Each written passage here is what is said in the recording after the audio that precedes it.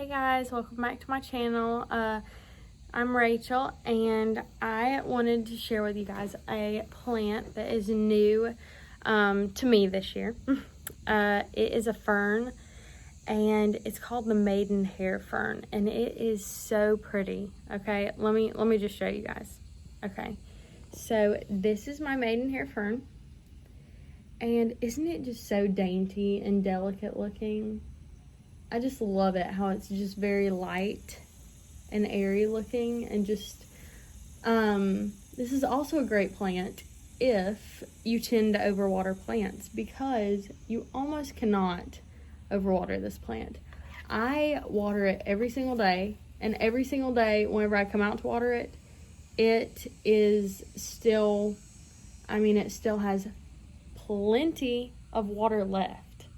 In because I have it, I'll show you. So most ferns like to be in kind of compact areas. So I have it in this littler pot, just because the one that I have is too big. But it is, the one that I have is a self-watering pot though. So I will fill that up, as well as fill up the plant itself with water, and just let it go for one whole day. That's all, 2 max, but usually it's just one day, and the next day I'll come out and it'll still be just the tiniest bit damp, but I'll go ahead and water it, because I've skipped 3-4 days before and it didn't like me so much.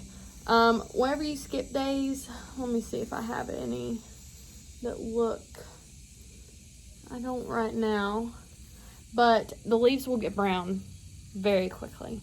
So that's the only bad thing, is that, if you're really bad at watering things, don't get it. Because it likes to keep water.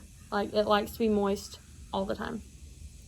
They were actually originated from swampy wetlands that stay wet consistently. So, yeah, you almost cannot drown this plant and kill it, but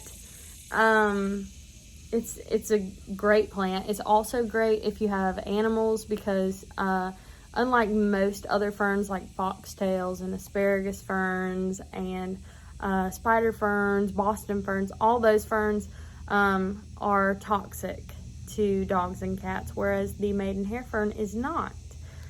So that's a plus. It likes part shade to shade. I'm in zone 8AB, South Alabama. Hot sun, but humid, which they love. Maidenhairs do love humidity. But I just have it in complete shade. It might get the slightest bit of morning sun, but I don't even think it gets that. It's on my front porch. It is a south-facing front porch, so it gets plenty of indirect, bright sunlight. But it never sees true just sun beaming down on it at any point in the day. They also do not really like wind. So if a storm is coming, typically it's pretty safe where it is on my porch. But if we are hurricane zone or tornado zone as well. But if I know a hurricane is on its way, like Monday, we're supposed to have a tropical storm coming in, I'll probably go ahead and just set it in the garage or inside in a bright south-facing window for a few days.